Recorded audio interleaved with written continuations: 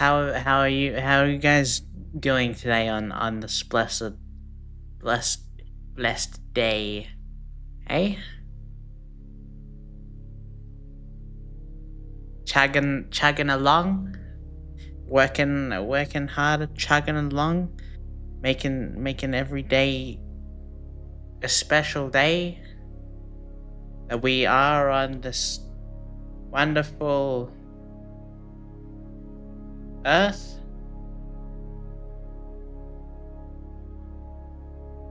Anyway, who remembers what happened last week in the Book of the Kings? Book of Kings. Because I don't. Why don't you tell me? Something about kings. We had Solomon still king. No, Solomon is dead. Solomon, I'm pretty sure, is dead. I don't remember. I don't remember how he died, but there's been like 100 kings since him. We read about like 20 different kings that came after him. All of which, why isn't Solomon king anymore? What happened? I don't know why I'm flipping through pages like it's not in here anymore. And then all the kings that came after Solomon, all of them did evil in the eyes of the Lord, sinning and becoming prostrate. Oh yes, Solomon did great things in the eyes of the Lord. However, one thing he did do that the Lord thought was quite wrong, and that was have 700 wives that weren't from Israel, 700 wives from outside of Israel, and God warned him that if he was going to have wives outside, they would make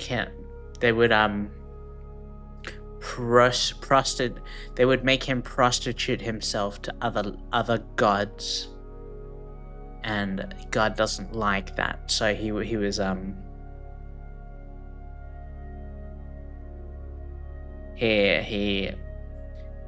fell from grace, and I think that was Solomon. He fell and started worshipping other gods as well.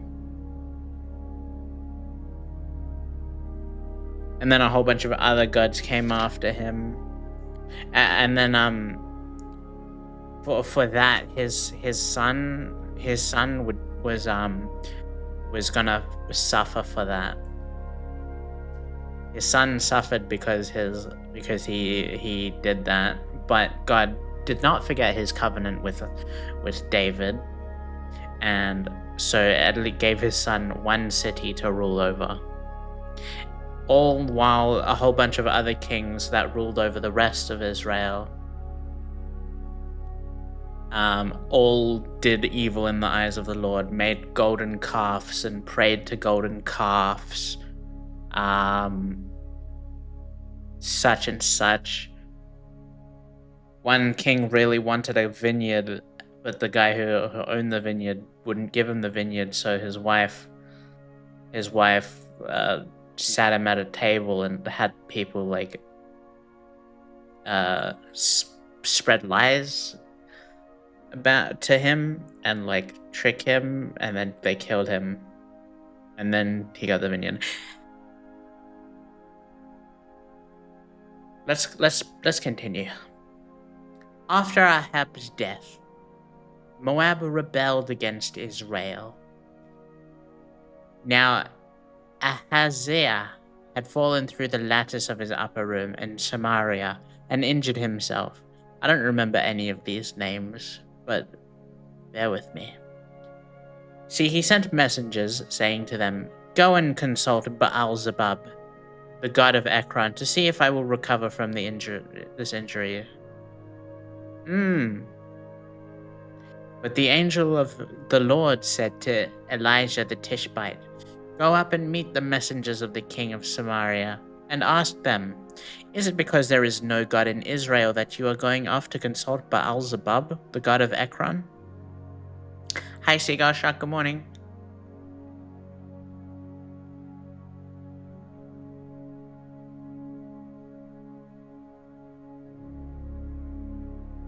Therefore, this is what the Lord says. You will not leave the bed you are lying on. You will certainly die. So Elijah went. When the messengers returned to the king, he asked them, "Why have you come back?" "A man came to meet us," they said. "And he said to us, 'Go back to the king who sent you and tell him, this is what the Lord says. Is it because there is no God in Israel that you are sending messengers to consult Baal-zebub, the god of Ekron? Therefore you will not leave the bed you are lying on. You will certainly die.' The king asked them, 'What kind of a man was it who came to meet you and told you this?' They replied, 'He had a garment of hair and had a leather belt around his waist.' The king said, 'That was Elijah the Tishbite.' Then he sent to Elijah a captain with his company of 50 men.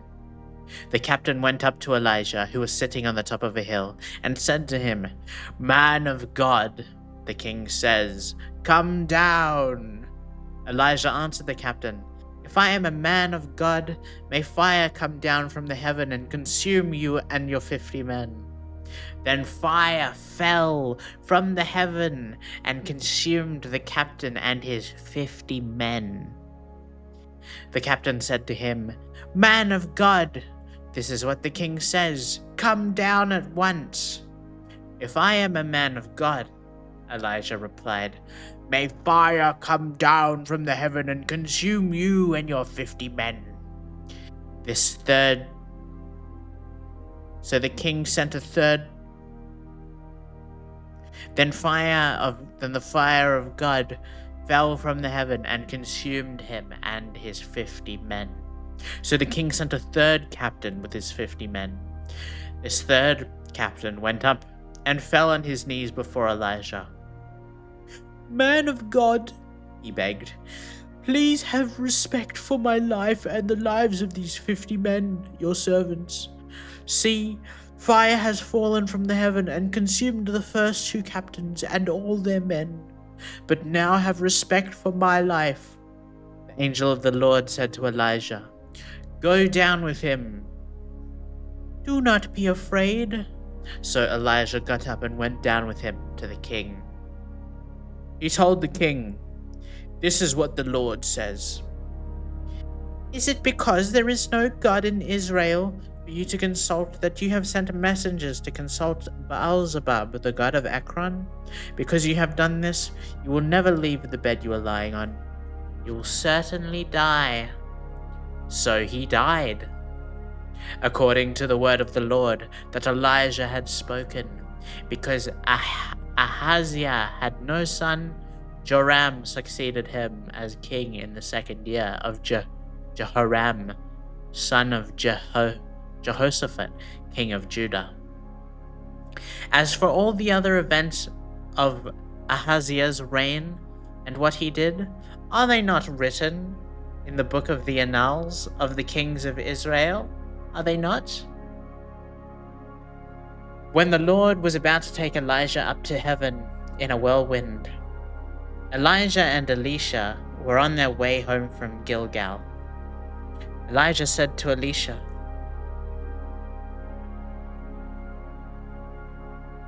she's going itchy eye, "Stay here. The Lord has sent me to Bethel." But Elisha said, "As surely as the Lord lives, and as you live, I will not leave you." So they went down to Bethel. The company of prophets at Bethel came out to Elisha and asked, "Do you know that the Lord is going to take your master from you today?" "Yes, I know," Elisha replied, "so be quiet." Then Elijah said to him, "Stay here, Elisha. The Lord has sent me to Jericho." And he replied, "As surely as the Lord lives, and as you live, I will not leave you." So they went to Jericho. The company of the prophets at Jericho went up to Elisha and asked him, "Do you know that the Lord is going to take your master from you today?" "Yes, I know," he replied.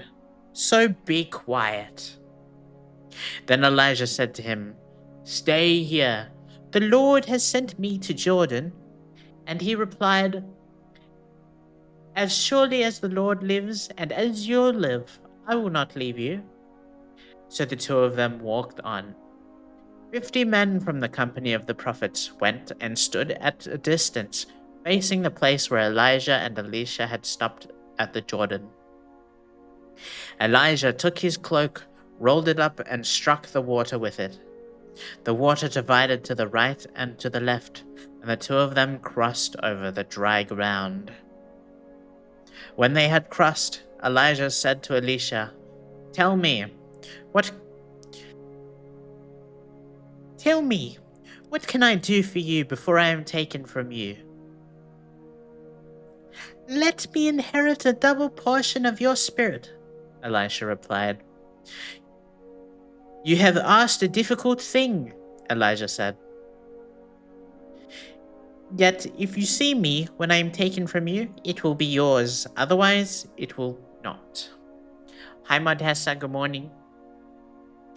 As they were walking along and talking together, suddenly a chariot of fire and horses of fire appeared and separated the two of them, and Elijah went up to the heaven in a whirlwind. Elisha saw this and cried out, my father, the chariots and horsemen of Israel." And Elisha saw him no more. Then he took hold of his garment and tore it in two. Elisha then picked up Elijah's cloak that had fallen from him and went back and stood on the bank of Jordan. He took the cloak that had fallen from Elijah and struck the water with it. "Where is the Lord now? Where now is the Lord, the God of Elijah?" he asked. When he struck the water, Elisha is a guy? It divided to the right and to the left, and he crossed over. Oops.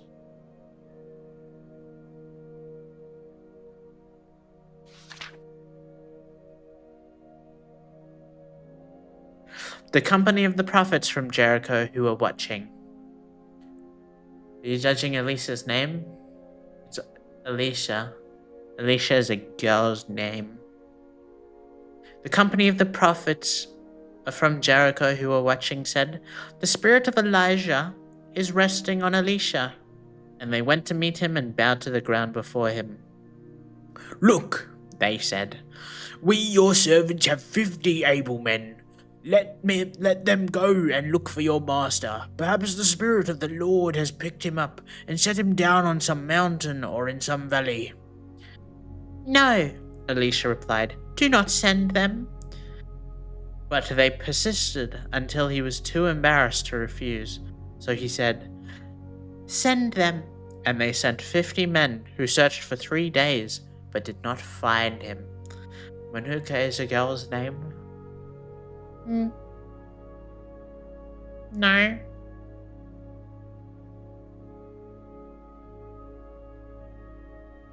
When they returned to Elisha, who was staying in Jericho, he said to them, "Didn't I tell you not to go?" The people of the city said to Elisha, "Look, our lord, this town is well situated, as you can see, but the water is bad and the land is unproductive." "Bring me a new bowl," he said, "and put salt in it." So they brought it to him. Then he went out to the spring and threw the salt into it, saying, "This is what the Lord says. I have healed this water. Never again will it cause death or make the land unproductive." And the water has remained pure to this day, according to the word Elisha had spoken. Ooh, that's that's a that's a plot hole. I think that's the first plot hole we've come across. So are you saying if we go to the w- the healing water, it's safe to drink no matter what? Right now, to this day, still to this day.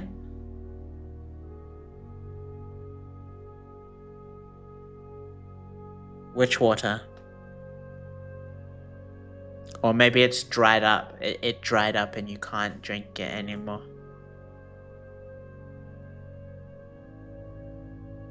From there, Elisha went up to Bethel.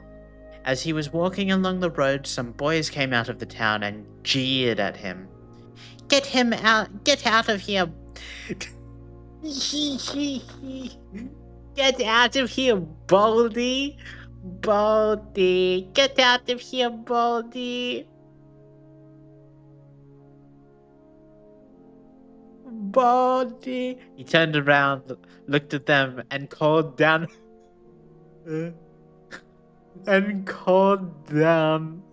a curse on them.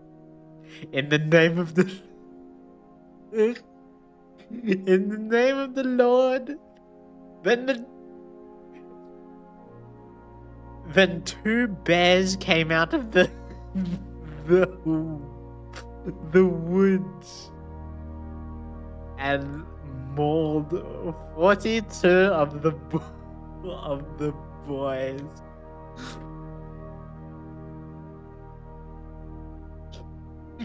That's pretty funny. Is that like a that's like a school shooter? It's like being bullied into school and bringing a gun.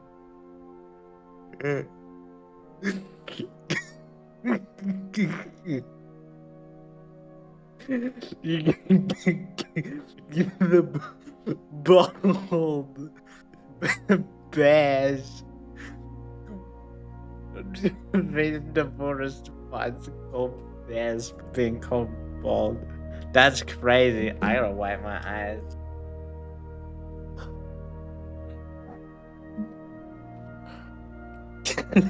So funny. Thank you, I needed that. That was so good.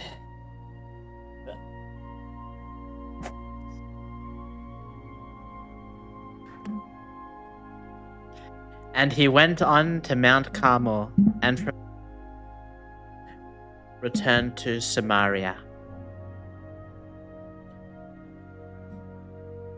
Joram, son of Ahab, became king of Israel in Samaria in the 18th year of Jehoshaphat, king of Judah, and he reigned 12 years. He did evil in the eyes of the Lord, but not as his father and mother had done. He got rid of the sacred stone of Baal that his father had made. Nevertheless, he clung to the sins of Jeroboam, son of Nebat, which he had caused Israel to commit. He did not turn away from them. Now Mesha, king of Moab, raised sheep, and he had to pay the king of Israel a tribute of 100,000 lambs. 100,000 lambs, and the wool of 100,000 rams. Guys, 100,000 lambs. You're telling me the people of Israel herded 100,000 lambs, and that's just one farm? How many others are there?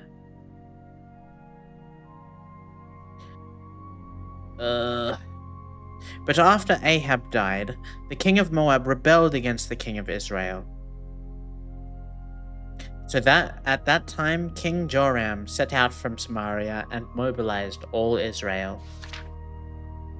He also sent this message to Jehoshaphat, king of Judah. The king of Moab has rebelled against me. Will you go with me to fight against Moab? I will go with you, he replied. I am as you are, my people as your people, my horses as your horses. By what route shall we attack? He asked. Through the desert of Edom, he answered. So the king of Israel set out with the king of Judah. and the king of Edom. After a roundabout march of 7 days, the army had no more water for themselves or for the animals with them. "What?" exclaimed the king of Israel. "Has the Lord called us 3 kings together only to deliver us into the hands of Moab?" But Jehoshaphat asked, "Is there no prophet of the Lord here, through whom we may inquire of the Lord?" An officer of the king of Israel answered, "Elisha, son of Shaphat, is here. He used to pour water on the hands of Elijah." Jehoshaphat said, "The words of the Lord is with him." So the king of Israel and Jehoshaphat and the king of Edom went down to him. Elisha said to the king of Israel, "Why do you want to involve me? Go to the prophets of your father and the prophets of your mother." "No," the king of Israel answered, "because it was the Lord who called us 3 kings together to deliver us into the hands of Moab." Elisha said, "As surely as the Lord Almighty lives, whom I serve, if I did not have respect for the presence of Jehoshaphat, king of Judah, I would not pay any attention to you. But now bring me a harpist." While the harpist was playing, the hand of the Lord came on Elisha. And he said, "This is what the Lord says. I will fill this valley with pools of water. For this is what the Lord says. You will see neither wind nor rain, yet this valley will be filled with water. And you, your cattle, and your other animals will drink. This is an easy thing in the eyes of the Lord. He will also deliver Moab into your hands. You will overthrow every fortified city and every major town. You will cut down every good tree, stop up all the springs, and ruin every good field with stones. The next morning, about the time for offering it the sacrifice, there it was, water flowing from the direction of Edom, and the land was filled with water. Now all the Moabites had heard that the kings had come to fight against them, so every man, young and old, who could bear arms was called up and stationed on the border. When they got up early in the morning, the sun was shining on the water. To the Moabites across the way, the water looked red like blood. "That's blood," they said. "Those kings must have fought and slaughtered each other. Now to the plunder, Moab." But when the Moabites came to the camp of Israel, the Israelites rose up and fought them until they fled. And the Israelites invaded the land and slaughtered the Moabites. They destroyed the towns, and each man threw a stone on every good field until it was covered. They stopped up all the springs and cut down every good tree. Only Ker Hareseth was left with its stones in place, but men armed with slings surrounded it and attacked it. When the king of Moab saw that the battle gone against him, he took with him 700 swordsmen to break through the king of Edom, but they failed. Then he took his firstborn son, who was to succeed him as king, and offered him as a sacrifice on the city wall. The fury against Israel was great. They withdrew and returned to their own land. The wife of a man from a company of the prophets cried out to Elisha, "Your servant, my husband, is dead, and you know that he revered the Lord. But now his creditor is coming to take my 2 boys as slaves." Elisha replied to her, "How can I help? Tell me, what do you have in your house?" "Your servant has nothing there at all," she said, "except a small jar of olive oil." Elisha said, "Go around and ask all your neighbors for empty jars. Don't ask for just a few. Then go inside and shut the door behind you and your sons. Pour oil into all the jars, and as each is filled, put it to one side." She left him and shut the doors behind her and her sons. They brought the jars to her, and she kept pouring. When all the jars were full, she said to her son, "Bring me another one." But he replied, "There is no jar left." Then the oil stopped flowing. She went and told the man of God, and he said, "Go sell the oil and pay your debts. You and your sons can live on what is left." One day Elisha went to Shunem, and a well-to-do woman was there, who urged him to stay for a well-to-do woman? What does that mean? Is that a prostitute? So whenever he came by, he stopped there to eat. She said to her husband, "I know that this man who often comes our way is a holy man of God. Let's make a small room on the roof, and put in it a bed and a table and a chair and a lamp for him." Successful? Then he can stay there whenever he comes to us. One day when Elisha came, he went up to his room and lay down there. He said to his servant Gehazi, "Call the Shemanite." So he called her, and she stood before him. Elisha says to him, "Tell her, you have gone to all this trouble for us. Now what can be done for you? Can we speak on your behalf to the king or the commander of the army?" "Can we speak on your behalf to the king of the commander of the army?" she replied. "I have a home among my own people." "What can be done for her?" Elisha asked. Gehazi said, "She has no son, and her husband is old." Then Elisha said, "Call her." So he called her, and she stood in the doorway. "About this time next year, you will hold a son in your arms." "No, my lord," she objected. "Please, man of God, don't mislead your servant." But the woman became pregnant, and the next year, about the same time, she gave birth to a son, just as Elijah had told her.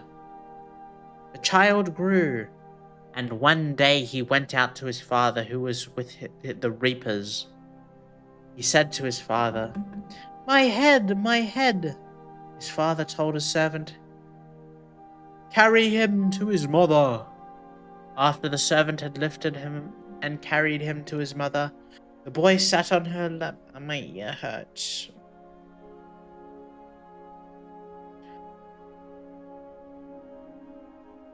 The boy sat on her lap until noon, and then he died. No, what? She went up and laid on the bed of a man of God, and then shut the door and went out. She called her husband and said, "Please send me one of the servants and a donkey so I can go to the man of God quickly and return." Why don't you go to him today?" he asked. "It's not the new moon or the Sabbath." "That's all right." "That's all right," she said.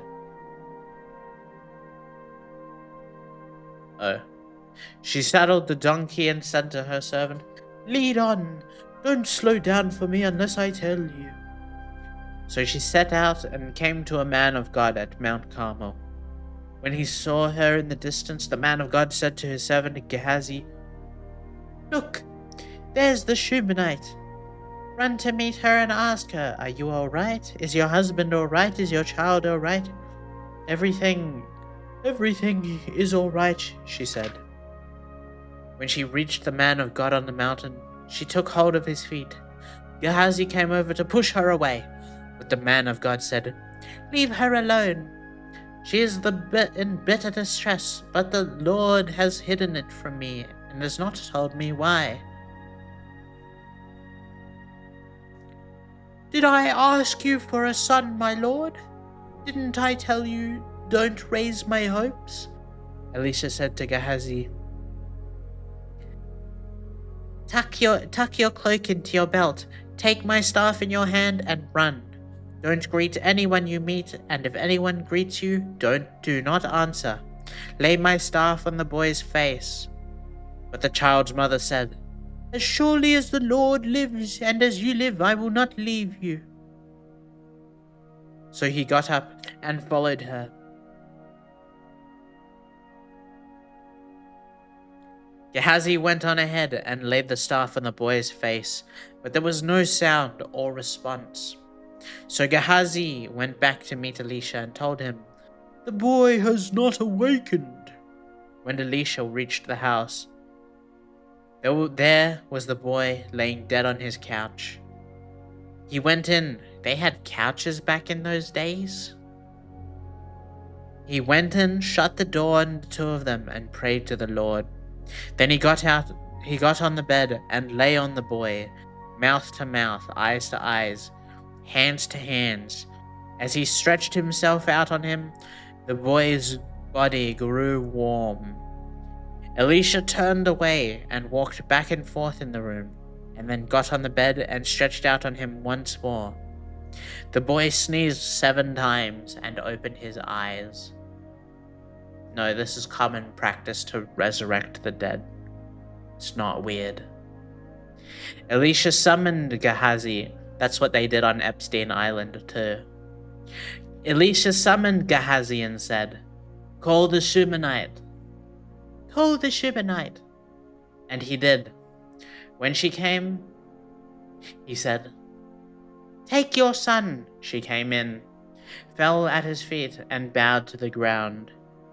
Then she took her son and went out. Elisha returned to Gilgal, and there was a famine in the region.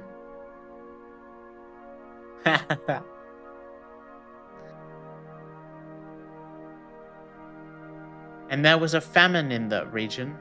While the company of the prophets was meeting with him, he said to his servant, Put on the large pot and cook some stew for these prophets. One of them went in the fields to gather herbs, and found a wild vine, and picked as many of its gourds as his garment could hold. When he returned, he cut them up into the pot of stew, though no one knew what they were.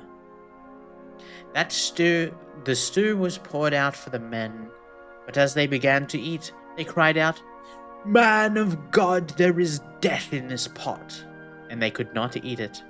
Elisha said, Get some flour. He put it into the pot and said, Serve it to the people to eat. And there was nothing harmful in the pot. A man came from Baal Shalisha, bringing the man of God 20 loaves of barley bread baked from the first ripe grain, along with some heads of new grain.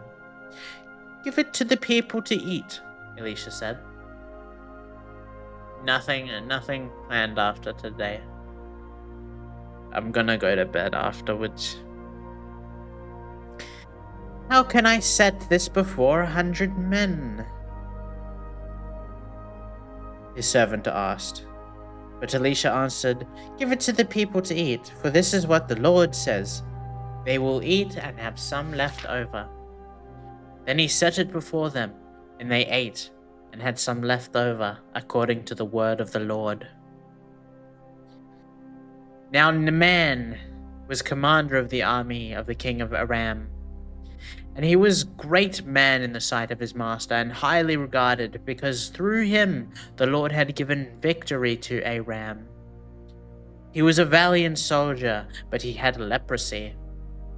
Now bands of raiders from Aram had gone out and taken captive a young girl from Israel. Hi, Bata, good morning. And she served as Naaman's wife. She said to her mistress, If only my master would see the prophet who is in Samaria, he would cure him of leprosy.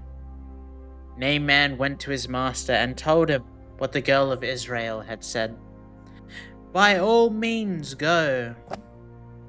The king of Aram replied, "I will send a letter to the king of Israel." So Naaman left, taking with him 10 talents of silver, 6,000 shekels of gold, and 10 sets of clothing.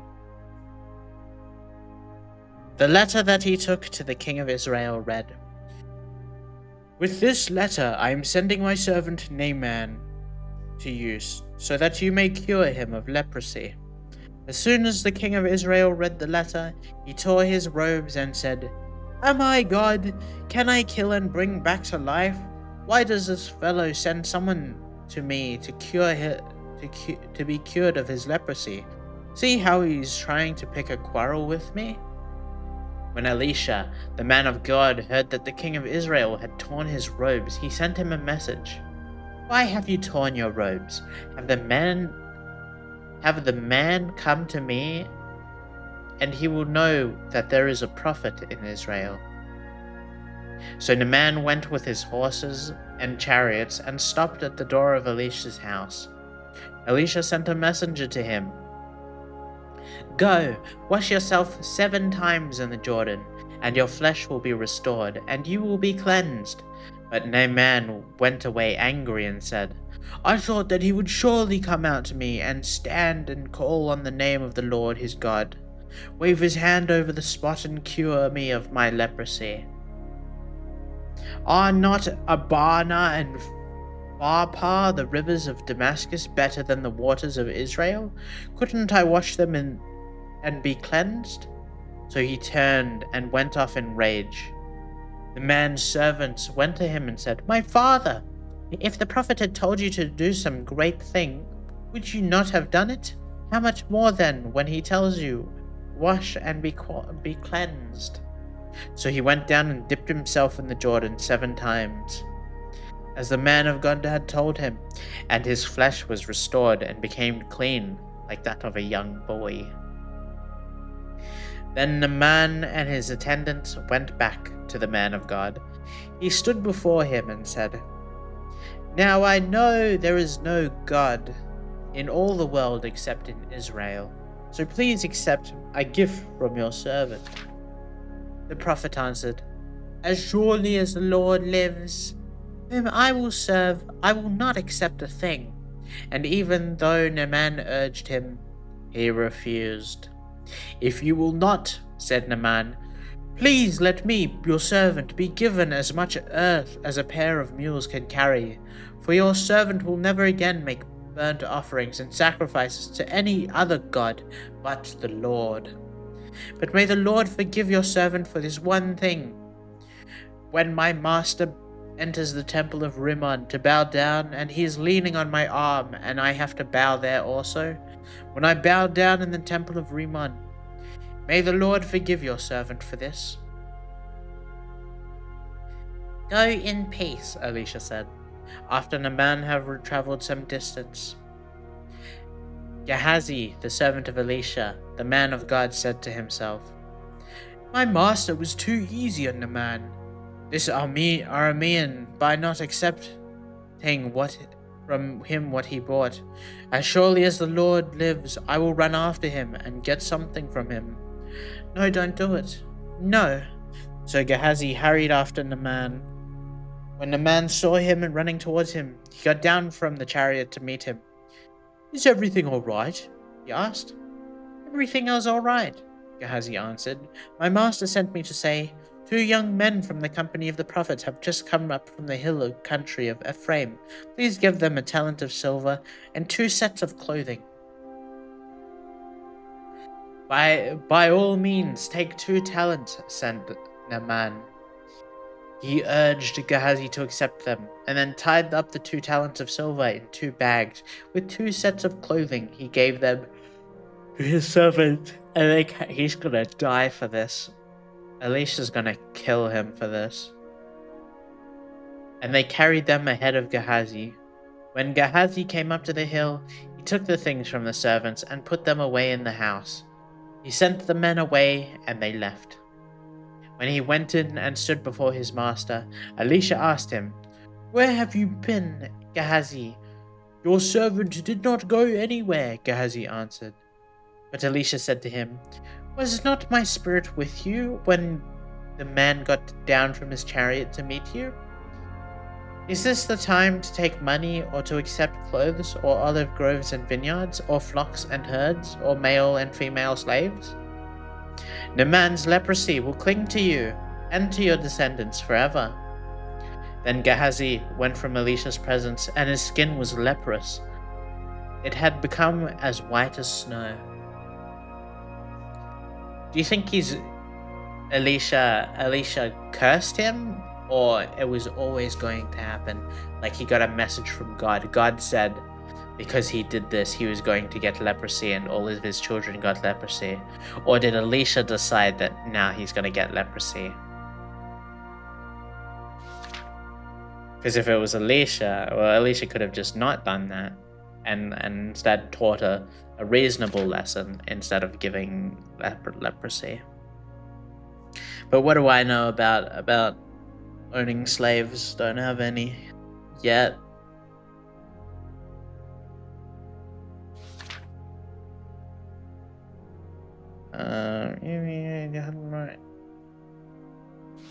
I lost my spot. Oh,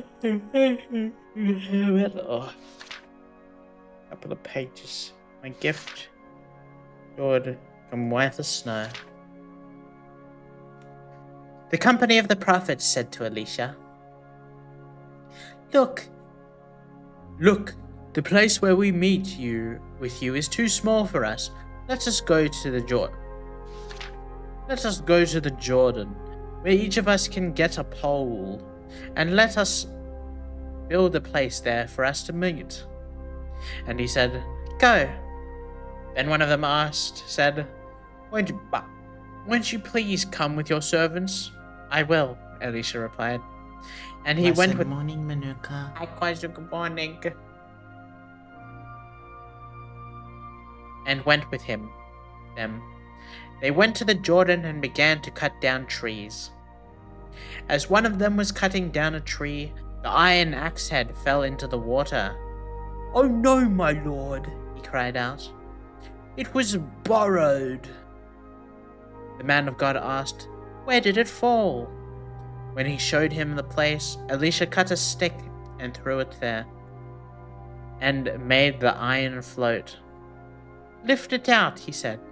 Then the man reached out his hand and took it. Elisha, now the king of Aram was at war with Israel. After conferring with his officers, he said, I will set up... Did they get Aram League of Legends from the Bible? They took the name?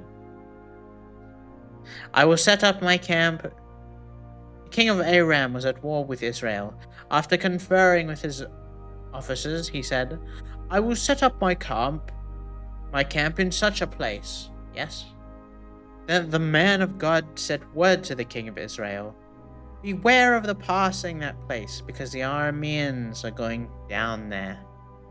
So the king of Israel checked on the place indicated by the man of God. Time and time again, Elisha warned the king, so that he was on his guard in such places. This enraged the king of Aram.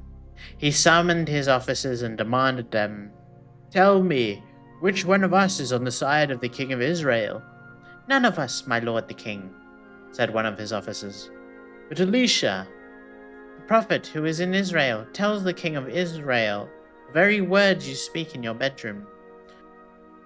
Go, find where he is, the king ordered, so I can send my men to capture him. The report came back, He is in Dothan. Then he sent his horses and chariots and a strong force there. They went by night and surrounded the city.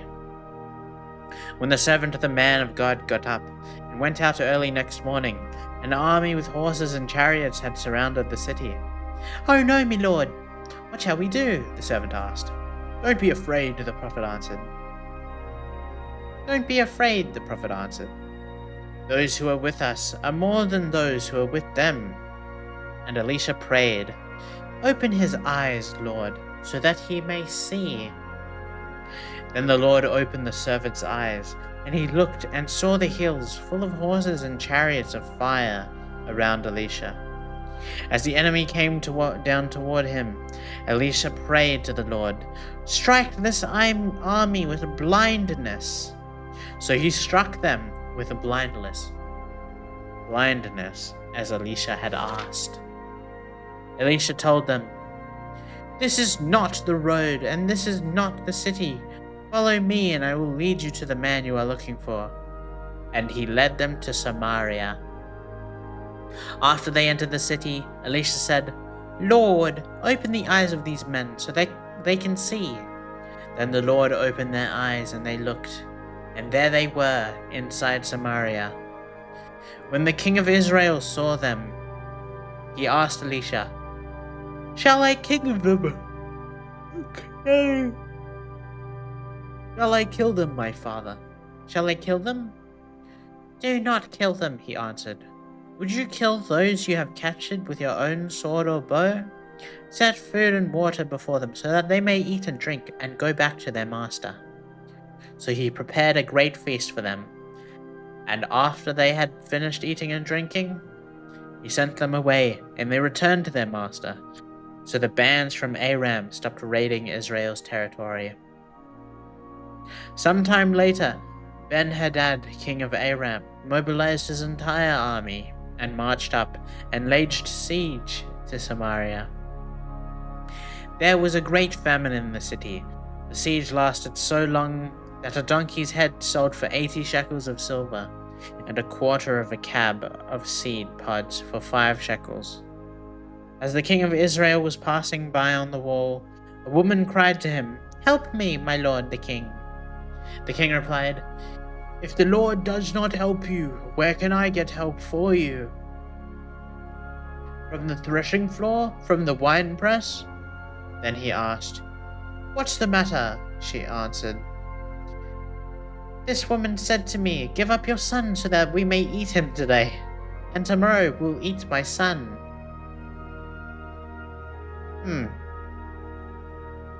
Eating children.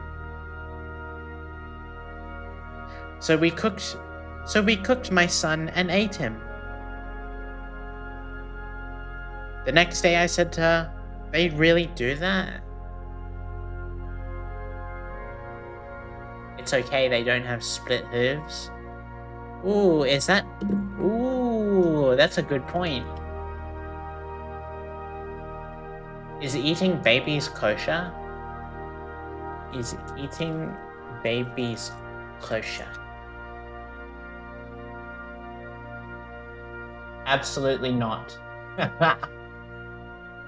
Then why did the people of Israel in the Bible eat babies?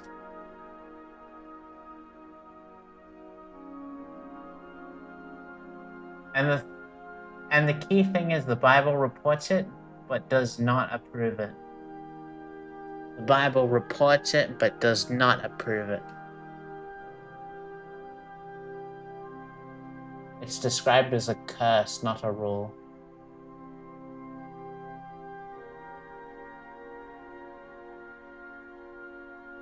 So people that eat their babies will be cursed. Shame. The next day I said to her, "Give up your son so that we may eat him." But she had hidden him. When the king heard the woman's words, he tore his robes. As he went along the wall, the people looked, and they saw that under his robe he has a sackcloth on his body. He said, "May the Lord deal with me, be it ever so severely, if the head of Elisha son of Shaphat remains on his shoulders today."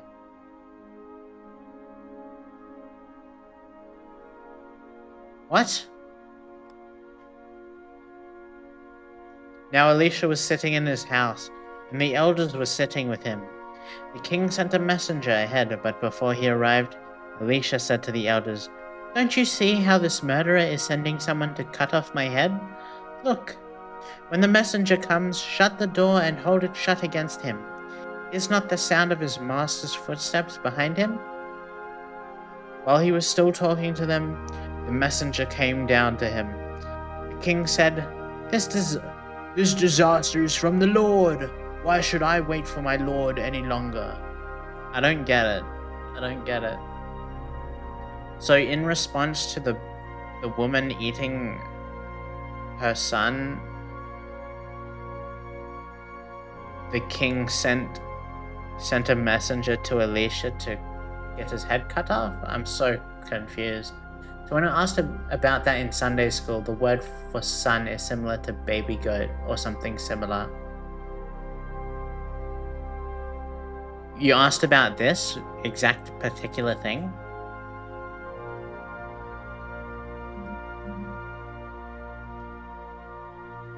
Is that... But do they mean son in this instance? In Kings 2, a woman ate her son. Does that refer to a goat or a human? Really? Okay.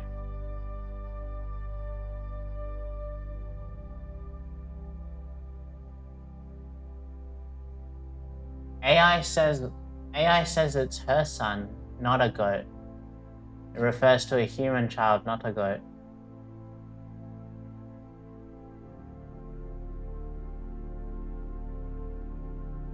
But it could have just made that up. I'd take your word over it. Yeah. So yes, it's meant to shock the reader. I don't think it's meant to shock anything. It's a Bible. It's a historical work, not a fiction. It's meant to shock the reader. Yeah, shut up.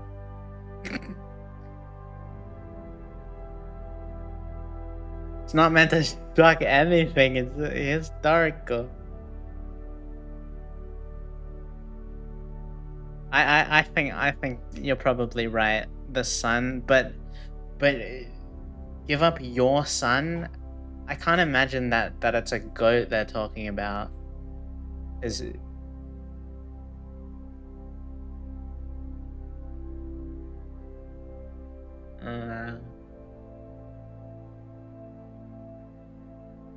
I could have just made that up.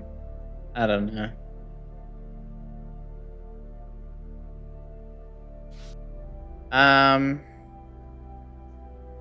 Why should I wait?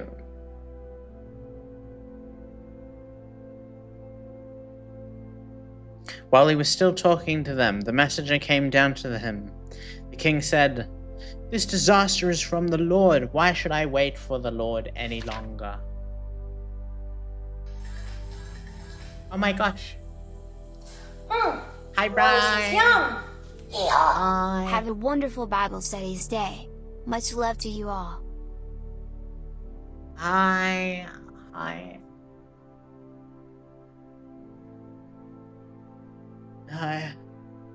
Thank you for this resub. You. Good morning.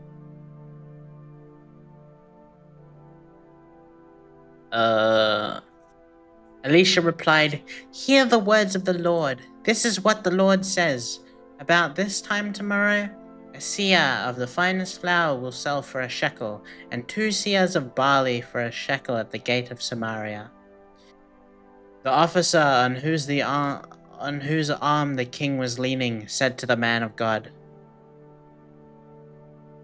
Look, even if the Lord should open the floodgates of the heavens, could this happen? You will see with your own eyes, answered Elisha, but you will not eat any of it.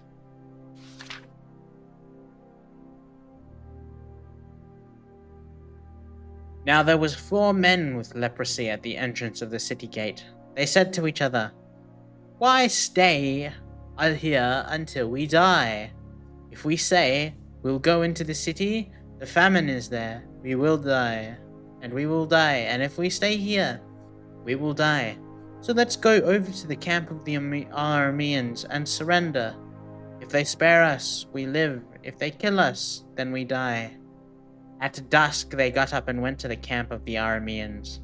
When they reached the edge of the camp, no one was there, for the Lord had caused the Arameans to hear the sound of chariots and horses and a great army. So that they said to one another, "Look, the king of Israel has hired the Hittite and the Egyptian kings to attack us." So they got up and fled in the dusk and abandoned their tents and their horses and donkeys. They left the camp as it was and ran for their lives. The men who had leprosy reached the edge of the camp, entered one of the tents, and ate and drank. Then they took silver, gold, and clothes and went off and hid them. They returned and entered another tent and took some things from it and hid them also. Then they said to each other, What we're doing is not right. This is a day of good news, and we are keeping it to ourselves. If we wait until daylight, punishment will overtake us. Let's go at once and report this to the royal palace." So they went and called out to the city gatekeepers and told them, "We went to the Aramean camp and no one was there, not a sound of anyone, only tethered horses and donkeys. And the tents left just as they were." The gatekeepers shouted the news, and it was reported within the palace. The king got up in the night and said to his officers, "I will tell you what the Arameans have done to us. They know we are starving, so they have left the camp and to hide in the countryside, thinking, they will surely come out, and then we will take them alive and get into the city."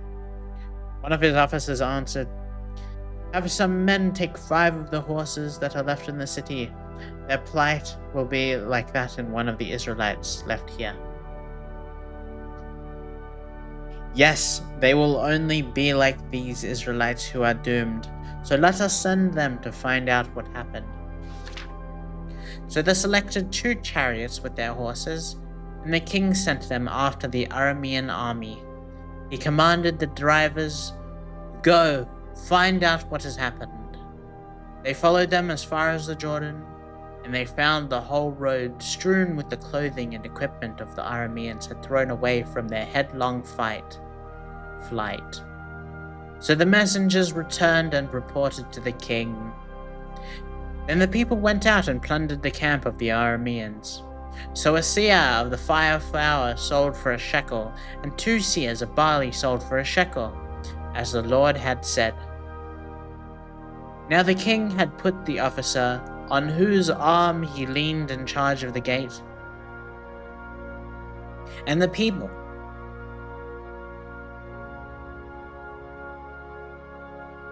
and the people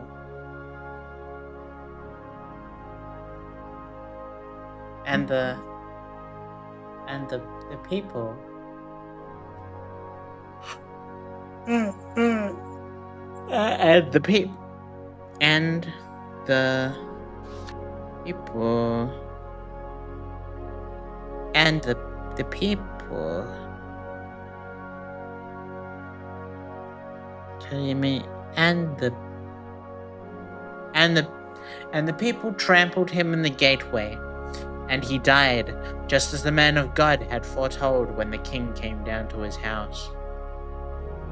It happened as the man of God had said to the king, "About this time tomorrow, a seah of finest flour will sell for a shekel, and 2 seahs of barley for a shekel at the gate of Samaria."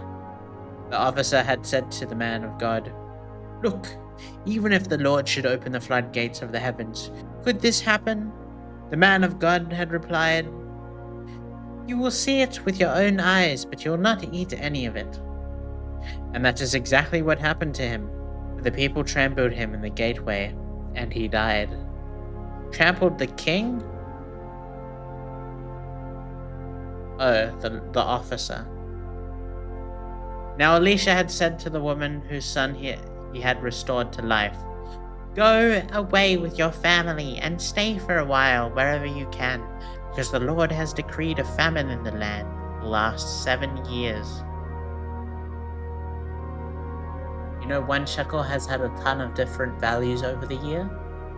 Yeah, I went to Israel. I'm pretty sure it was like 30 shekels for a croissant.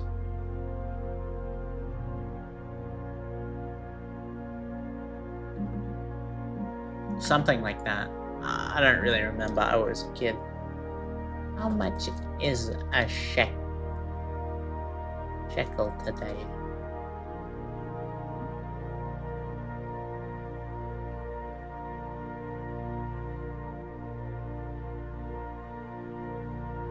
One shekel is 32 cents of US. Yeah. You have new, old, and ancient shekels. That's pug. No, I was right. With croissants, like 30 shekels. Wow.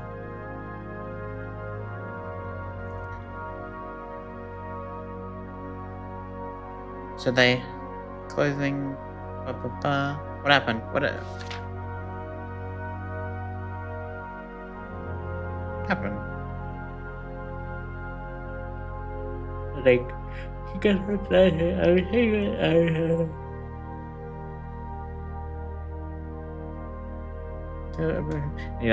Now Elisha had said to the woman, "Go, because the Lord has decreed a famine for 7 years." The woman proceeded to do as the man of God said. She and her family went away and stayed in the land of the Philistines 7 years. At the end of the 7 years, nothing else happened in the 7 years? At the end of the 7 years, she came back from the land of the Philistines and went to appeal to the king of her house in the land. The king was talking to Gehazi, the servant of the man of God, and had said, "Tell me about all the great things Elisha has done." Just as Gehazi was telling the king how Elisha had restored the dead to life, the woman whose son Elisha had brought back to life came to appeal to the king for her house and land.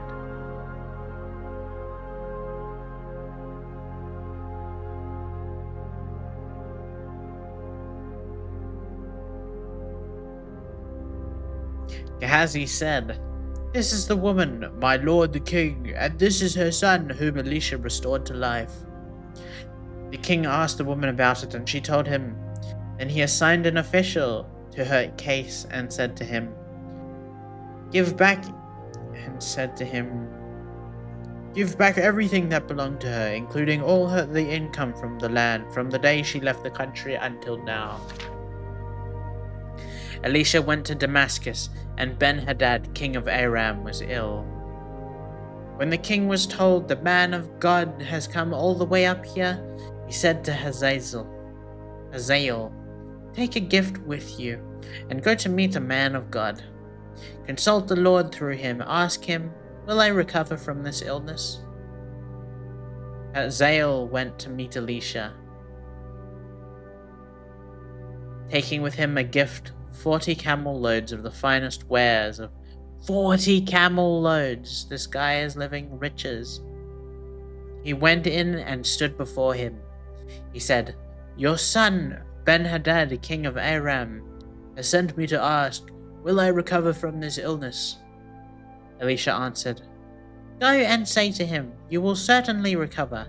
Nevertheless, the Lord has revealed to me that he will in fact die.'" He stared at him with a fixed gaze until Hazael was embarrassed. Then the man of God began to weep. "Why is my Lord weeping?" asked Hazael. "Because I know the harm you will do to the Israelites." He answered, "You will set the fire to their fortified places, kill their young men with sword, dash their children to their ground, and rip open their pregnant women." Hazael said, "How could your servant, a mere dog, accomplish such fear?" "The Lord has shown me that you will become king of Aram," answered Elisha. Then Hazael left Elisha and returned to his master. When Ben-Hadad asked, "What did Elisha do to you?" Hazael replied, "He told me that you would certainly recover." But the next day he took a thick cloth, soaked it in water, and spread it over the king's face, so that he died. Then Hazael succeeded him as king. But would he have still done that if he wasn't told that he was going to be king? In the 5th year of Joram, son of Ahab, king of Israel, when Jehoshaphat was taken king of Judah, Joram, son of Jehoshaphat, began his reign as king of Judah. He was 32 years old when he became king, and he reigned in Jerusalem 8 years. He followed the ways of the king of Israel, as the house of Ahab had done, for he married a daughter of Ahab. He did evil in the eyes of the Lord. Nevertheless, for the sake of his servant David, the Lord was not willing to destroy Judah. He had promised to maintain a lamp for David and his descendants forever. In the time of Jehoram, Edom rebelled against Judah and set up his own king. Is Judah still alive today? Is Judah still around? Is the city of Judah still standing?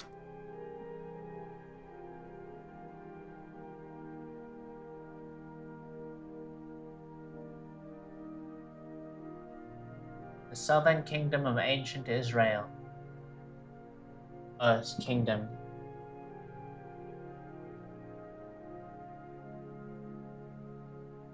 Well, I guess God was lying when he said Judah was going to stay around forever, because actually the Babylonians came and destroyed it. Did God lie? Did God tell a fib, or did he get beat by another god, the Babylonian god? He wasn't as strong as the Babylonian god.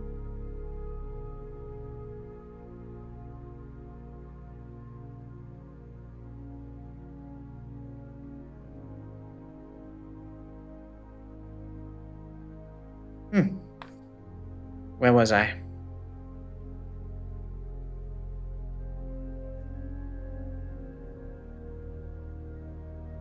He did evil in the Lord. He had promised maintain. In that time, Jehoram, Edom rebelled against Judah and set up its own king. So Jehoram went to Zair with all his chariots. The Edomites surrounded him and his chariot commanders, but he rose up and broke through by night. His army, however, fled back home to this day. To this day, Edom has been in rebellion against Judah. Libnah revolted at the same time.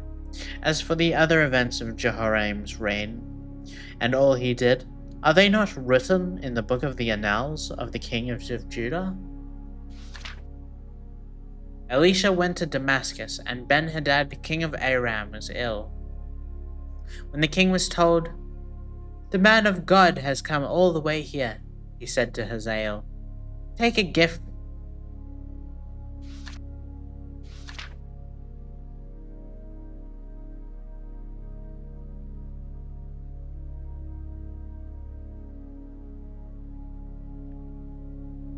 Hello?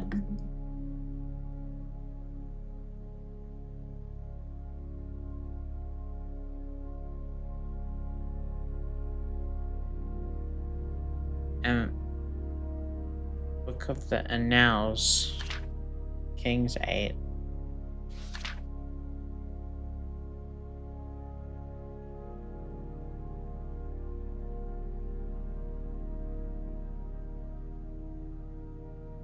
Jehoram rested with his ancestors and was buried with them in the city of David, and Ahaziah his son succeeded him as king.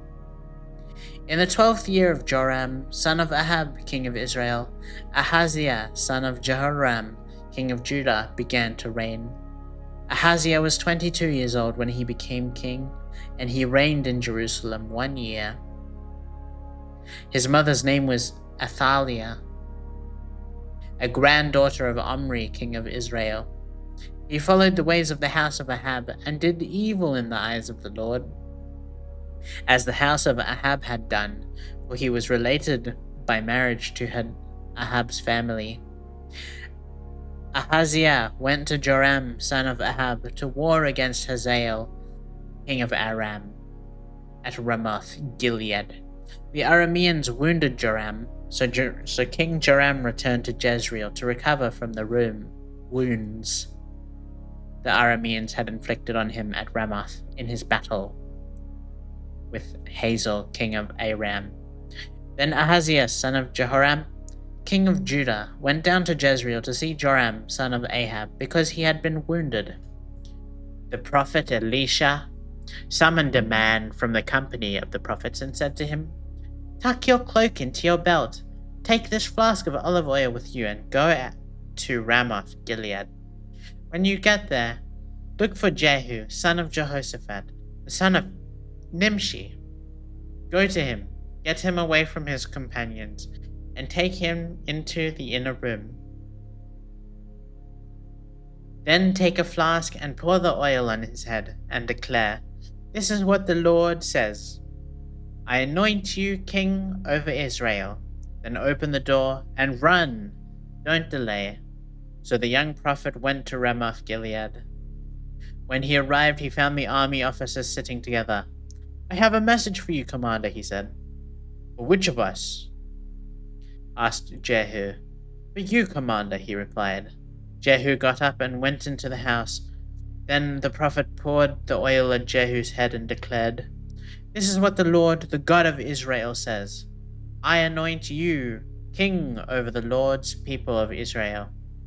You are to destroy the house of Ahab your master, and I will avenge the blood of my servants, the prophets, and the blood of all the Lord's servants shed by Jezebel."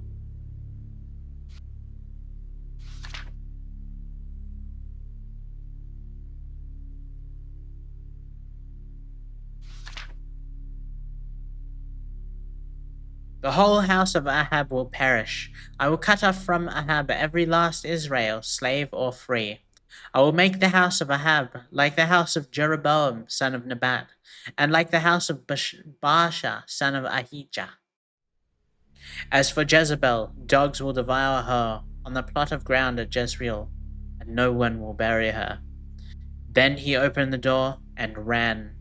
When Jehu went out to his fellow officers, one of them asked him, "Is everything all right? Why did this maniac come to you?" "You know the man and sort of things he says," Jehu replied. "That's not true," they said. "Tell us." Jehu said, "Here is what he told me. This is what the Lord says. I anoint you king over Israel." They quickly took their cloaks and spread them under him on the bare steps. They then blew the trumpets and shouted, "Jehu is king." Yeah, but who decides that? Like, some random servant dog, comes to a random person as "You are now king over Israel." That's how they chose their kings? The random man that goes and anoints?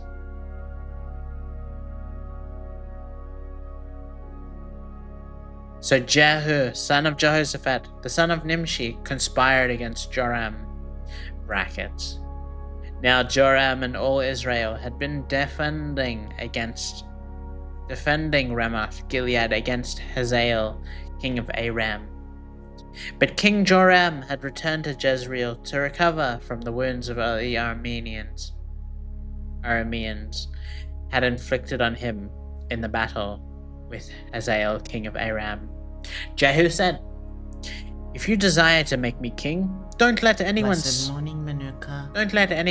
out of the city to go and tell the news in Jezreel." Less. Then he got into his chariot and rode to Jezreel, because Joram was resting there, and Ahaziah, king of Judah, had gone down to see him. When the lookout standing on the tower in Jezreel saw Jehu's troops approaching, he called out, "I see some troops coming. Get a horseman," Joram ordered. "Send him to meet them and ask, 'Do you come in peace?'" The horseman rode off to meet Jehu and said, "This is what the king says. Do you come in peace?" "What do you have to do with peace?" Jehu replied. Fall in behind me." The lookout reported, "The messenger has reached them, but he isn't coming back." The king sent out a second horseman. When he came to them, he said, "This is what the king says. Do you come in peace?" Jehu replied, "What do you have to do with peace? Fall in behind me." The lookout reported, "He has reached them, but he isn't coming back either. The driving is like that of Jehu, son of Nimshi. He drives like a maniac." What? "Hitch up my chariot," Joram ordered. And when it was hitched up, Joram, king of Israel, and Ahaziah, king of Judah, rode out, each in his own chariot, to meet Jehu. They met at the plot of the ground that had belonged to Naboth the Jezreelite. When Joram saw Jehu, he asked, "Have you come in peace, Jehu?" "How can there be peace?" Jehu replied. "As long as the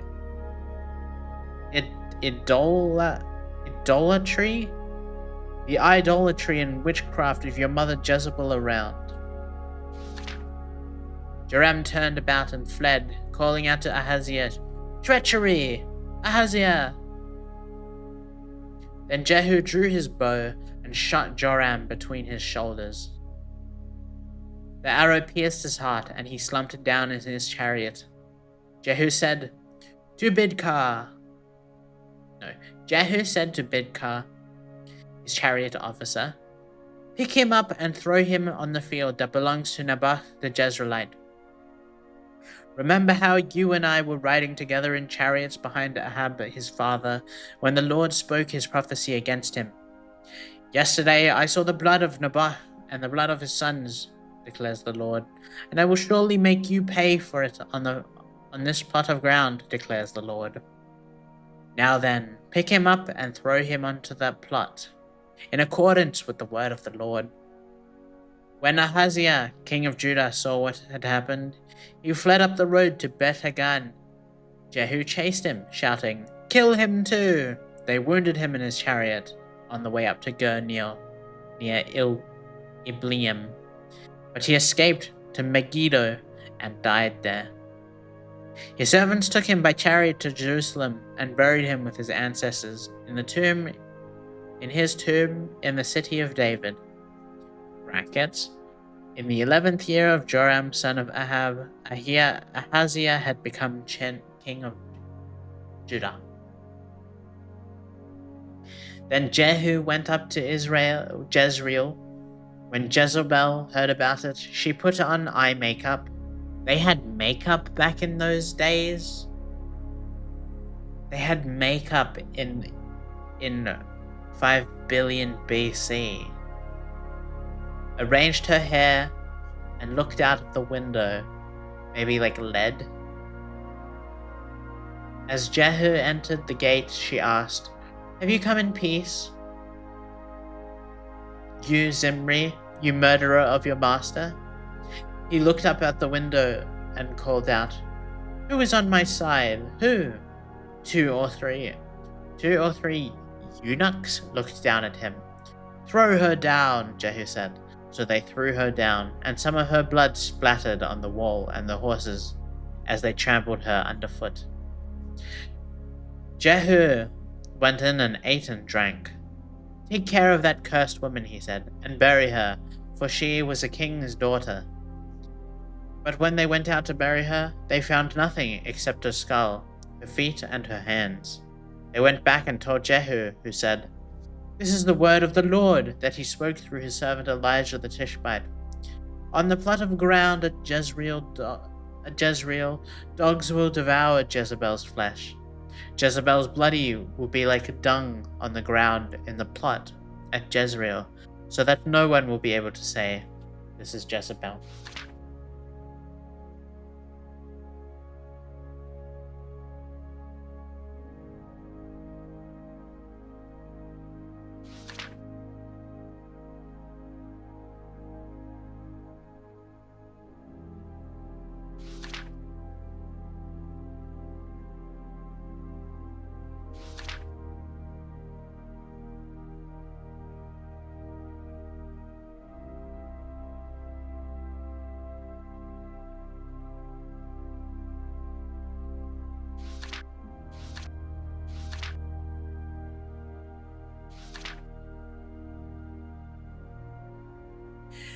Now there was Now there were in Samaria 70 sons of the house of Ahab.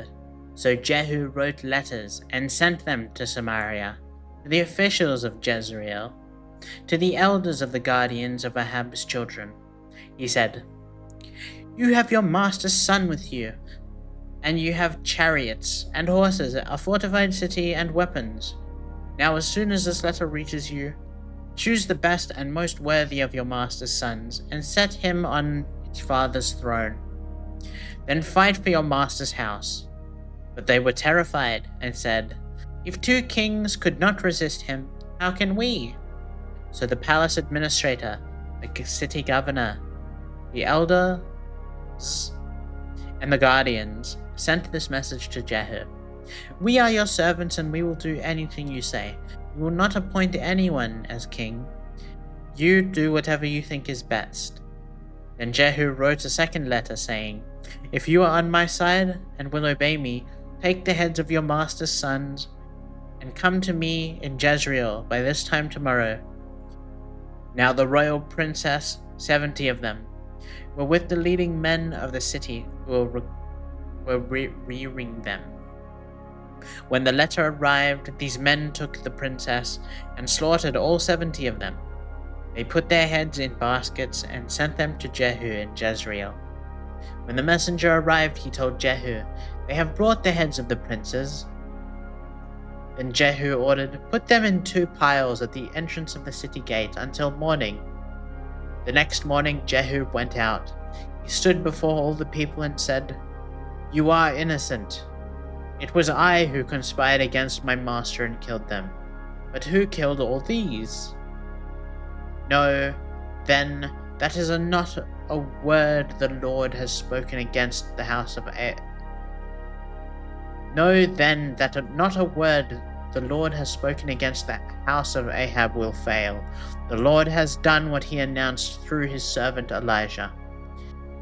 So Jehu killed everyone in Jezreel who remained of the house of Ahab, as well as all his chief men, his close friends, and his priests, leaving no survivor. Jehu then set out and went toward Samaria at Beth Eked of the shepherds. He met some relatives of Ahaziah, king of Judah, and asked, "Who are you?" They said, "We are relatives of Ahaziah. We have come down to greet your families of the king and of the queen mother." "Take them alive," he ordered. So they took them alive and slaughtered them by the well of Beth Eked, 42 of them.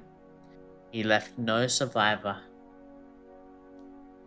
After he left there, he came upon Jehonadab, son of Rechab, who was on his way to meet him. Jehu greeted him and said, "Are you in accord with me as I am with you?" "I am," Jehonadab answered. "If so," said Jehu, "give me your hand." So he did, and Jehu helped him up into the chariot. Jehu said, "Come with me and see my zeal for the Lord." Then he had him ride along in his chariot. When Jehu came to Samaria, he killed all who were left there of Ahab's family. He destroyed them, according to the word of the Lord spoken to Elijah. Then Jehu brought all the people together and said to them, "Ahab served Baal a little. Jehu will serve him much. Now summon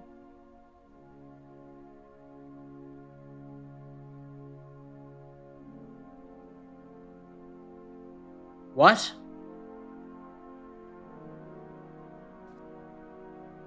What?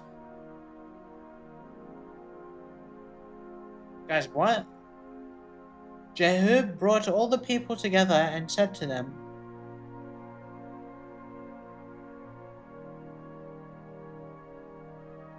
"Ahab served Baal a little. Jehu will serve him much. Now summon all the prophets of Baal, all his servants, all his priests, see that no one is missing, because I am going to hold a great sacrifice for Baal. Anyone who fails will no longer live." Ah, okay. But Jehu was acting deceptively in order to destroy the servants of Baal. I thought for a second he was gonna start worshipping Baal after all what the Lord had done for him. Oh, it scared me a little. Scared me. Jehu said, "Call an assembly in honor of Baal," so they proclaimed it. Then he sent word throughout Israel, and all the servants of Baal came. Not one stayed away. They crowded into the temple of Baal until it was full form, one end to the other.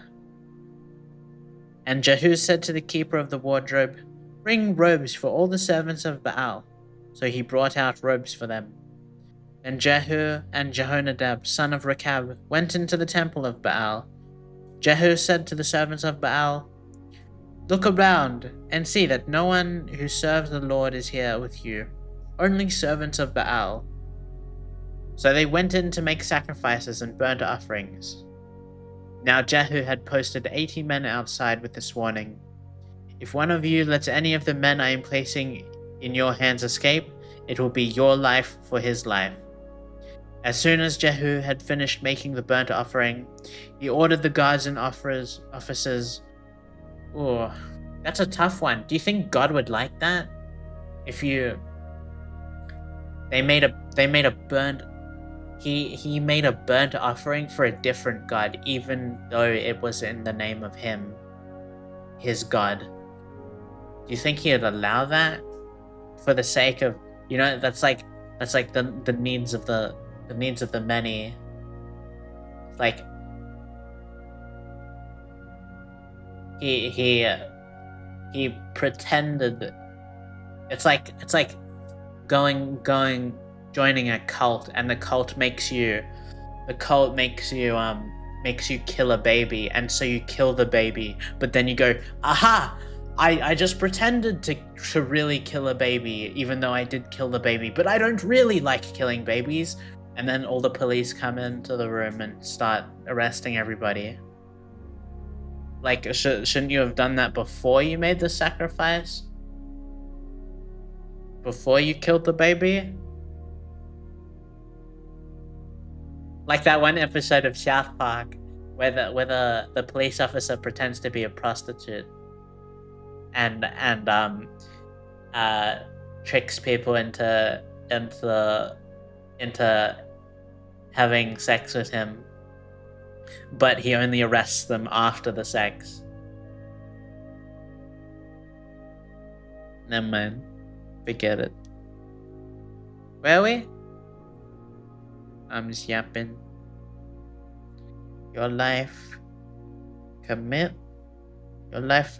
As soon as Jehu had finished making the burnt offering, he ordered the guards and officers, "Go in and kill them. Let no one escape." So they cut them down with the sword. The guards and officers threw the bodies out and then entered the inner shrine of the temple of Baal. They brought the sacred stone out of the temple of Baal and burnt it. They demolished the sacred stone of Baal and tore down the temple of Baal, and people have used it for latrine, for a latrine to this day.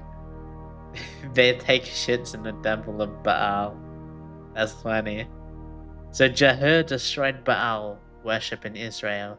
We did it! We did it! Yay! Baal worshippers are no more. We killed them. Yeah. Yeah. This is good. However, he did not turn away from the sins of Jeroboam. No. Stupid. He did not turn away from the sins of Jeroboam, son of Nebat. After all of that, really? Which he had caused Israel to commit, the worship of the golden calves at Bethel and Dan.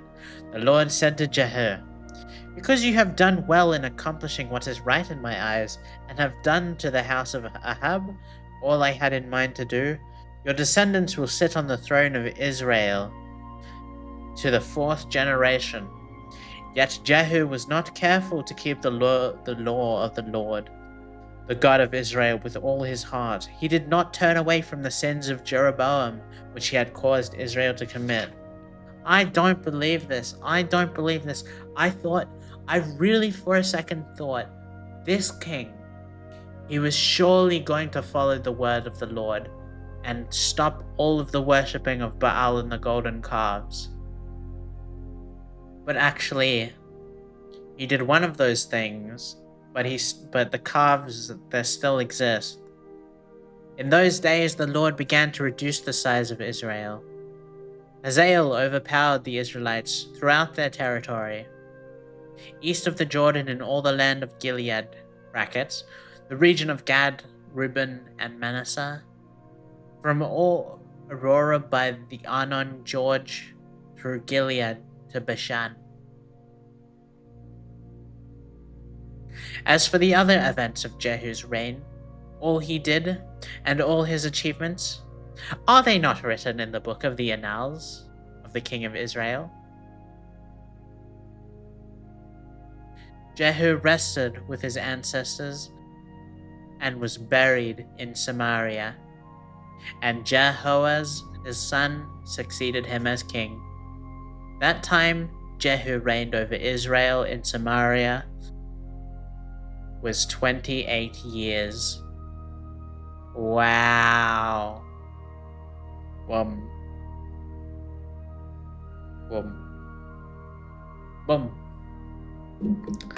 Jehu almost did good. You'd think, like, I don't get it. Is it that hard just to keep your covenant with the Lord?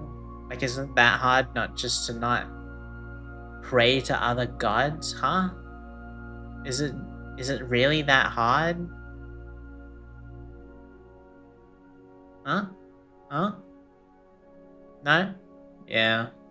Pretty hard. Must be pretty hard. Anyways.